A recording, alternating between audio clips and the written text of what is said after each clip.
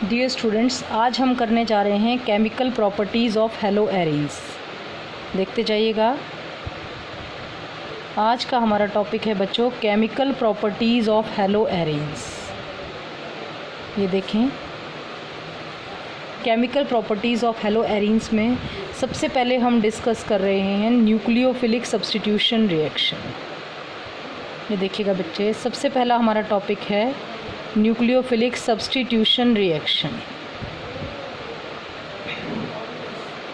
क्या है आपकी न्यूक्लियोफिलिक सब्स्टिट्यूशन रिएक्शन? आपको पता है जब आप CX बॉन्ड जो है उसकी ब्रेकिंग होके आपका X की जगह पे जो स्ट्रॉन्गर न्यूक्लियोफाइल है वो सब्स्टिट्यूट हो जाता है, they are nucleophilic substitution reaction. और आपने पढ़ा था कि हेलोएल्केन्स आर हाईली क्या होते हैं, रिएक्टिव टुवर्ड्स न्यूक्लियोफिलिक सब्स्टिट्यूशन। लेकिन अगर हम बात करें हेलोएरीन्स की, किसकी बच्चों? हेलोएरीन्स की। तो एक बहुत ही इम्पॉर्टेंट क्वेश्चन बनता है, ध्यान से सुनेगा। Haloarenes are less reactive towards nucleophilic substitution. Haloarenes are less reactive towards nucleophilic substitution.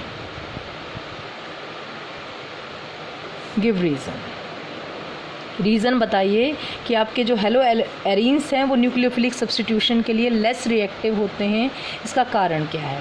तो देखो बेटा, इसके 2-3 रीज़न मैं आपको यहाँ पे समझाऊंगी कि क्या रीज़न है जिसकी वजह से हेलोएरीन्स में न्यूक्लियोफिलिक सब्स्टिट्यूशन ईजिली पॉसिबल नहीं है।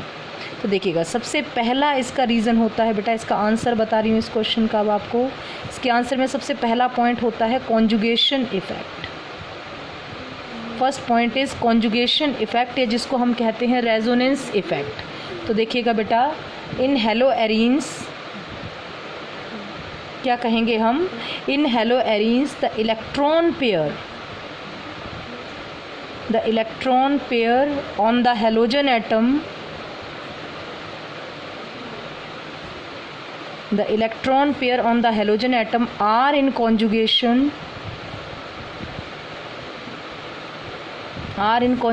with pi electron pair of the ring. Pi electron pair of the ring. Clear students?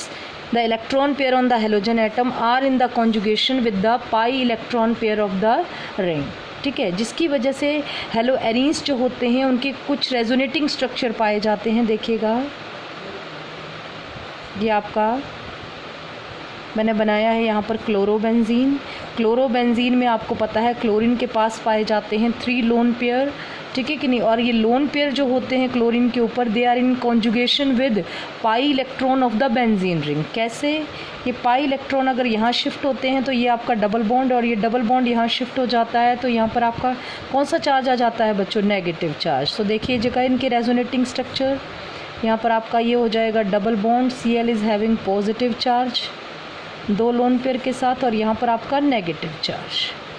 ये नेगेटिव चार्ज अगर आपका यहाँ शिफ्ट हुआ तो ये आपका डबल बॉन्ड यहाँ शिफ्ट हो जाएगा बच्चों।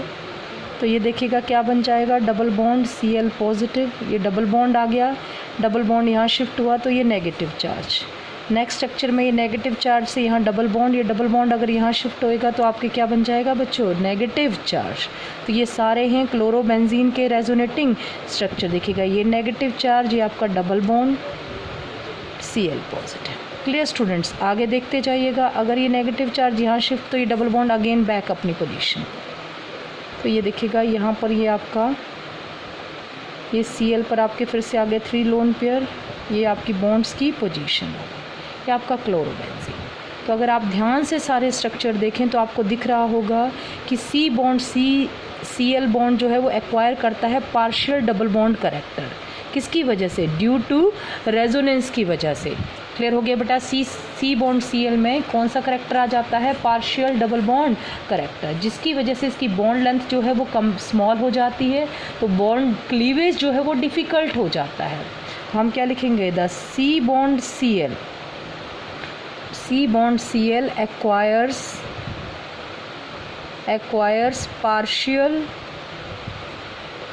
double bond character, acquire partial double bond character, ठीक है। ध्यान से सुनिएगा। तो और इसकी बॉन्ड लेंथ क्या होती है, and its bond length, and its bond length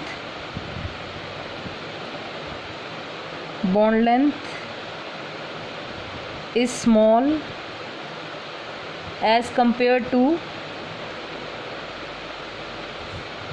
C bond Cl, ठीक है ना बेटा, in haloalkanes molecule. Haloalkane में जो कार्बन और Cl के बीच की बॉन्ड लेंथ होती है वो बड़ी होती है, और यहाँ पर पार्शियल डबल बॉन्ड करेक्टर की वजह से बॉन्ड लेंथ जो है वो स्मॉल हो जाती है। As a result the bond cleavage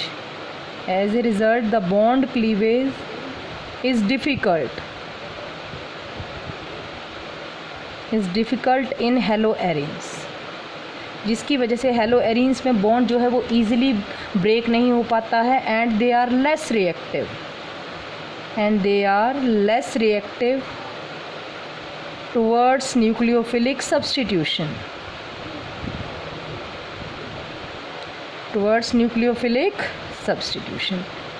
जिसकी वजह से वो न्यूक्लियोफिलिक सब्स्टिट्यूशन के लिए क्या होते हैं बच्चों, लेस रिएक्टिव। क्या चीज़ आपकी, हेलो एरीन्स। क्लियर हुआ।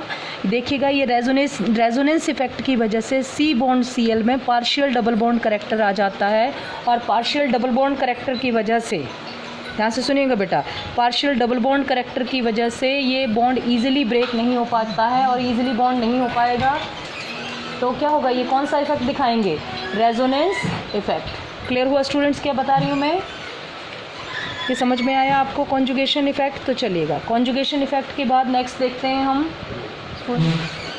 कॉन्जुगेशन इफेक्ट के बाद नेक्स्ट देख लीजिएगा बच्चों। नेक्स्ट आता है आपका difference in the second point, difference in the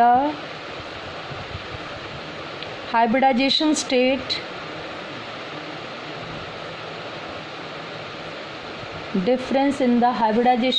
of carbon atom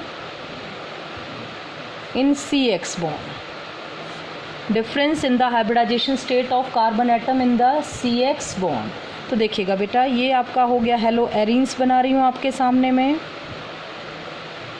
और ये हैं आपके हेलो एल्केन। ये देखिएगा, दिस इज हेलो एल्केन।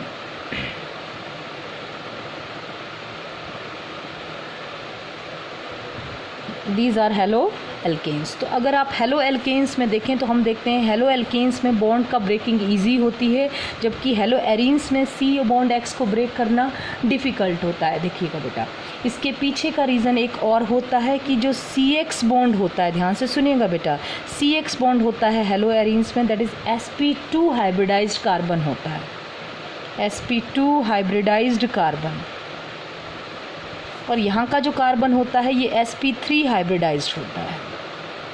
देखिएगा बेटा, हेलो एल्केन्स का जो कार्बन होता है वो sp3, और हेलो एरीन्स का जो कार्बन होता है वो sp2 होता है। कैसे, ये देख लो, ये आपके बॉन्ड हैं, ये देखिएगा यहाँ पर ये X है, ये डबल बॉन्ड, देखो ये कितने सिग्मा बॉन्ड है, 3 sigma bond means sp2 carbon, ये दिस इज़ sp2, और यहाँ पर आपके सारे के सारे सिंगल बॉन्ड है कार्बन के, ठीक है ना बेटा, ये कार्बन के सारे बॉन्ड सिंगल हैं, ये X लग गया, ये 3 बॉन्ड, तो क्या है आपके सारे सिंगल बॉन्ड, तो 1 2 3 4, तो 4 sigma bond means carbon is sp3, ठीक है। अब आपको पता है कि sp2 carbon is with greater s character is more electronegative, ठीक है, जिसकी वजह से ये लोन पेयर को टाइटली अपनी तरफ हेल्ड करके रखता है। अगर ये लोन पेयर को टाइटली हेल्ड करके रखेगा अपनी तरफ तो बॉन्ड इजीली ब्रेक नहीं होगा, बॉन्ड क्लीवेज डिफ़िकल्ट हो जाएगा। और यहाँ वाला कार्बन जो है ये आपका sp3 होता है, तो यहाँ पर s करेक्टर कम होता है, s character come means carbon is less electronegative, तो ये टाइटली अपनी तरफ जो है इलेक्ट्रॉन्स को हेल्ड करके नहीं कर पाता, और C और X के बीच का जो बॉन्ड है वो ईजिली ब्रेक हो जाता है। तो हम कहेंगे इन हेलो एल्केन्स, ध्यान से सुनिएगा बेटा, not in haloalkanes, in hello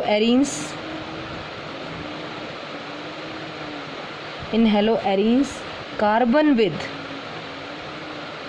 greater s character, ध्यान से सुनिएगा बेटा, carbon with greater s character is more electronegative, greater s character is more electronegative and can hold the electron pair, of the CX bond more tightly. Hold the electron pair of the CX bond more tightly than sp3 hybrid carbon. Then sp3 hybrid carbon in haloalkane. In haloalkanes, तो क्या कहेंगे हम? So the bond cleavage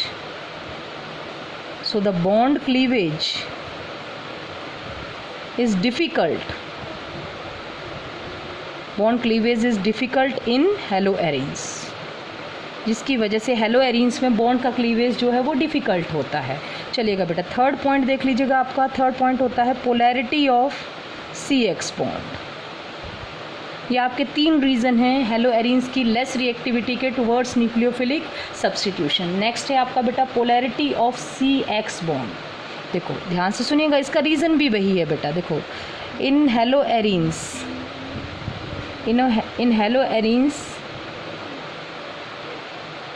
the sp2 hybridized carbon,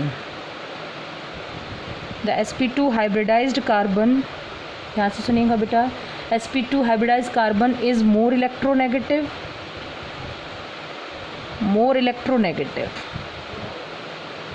ठीक है, then sp3 carbon of haloalkane,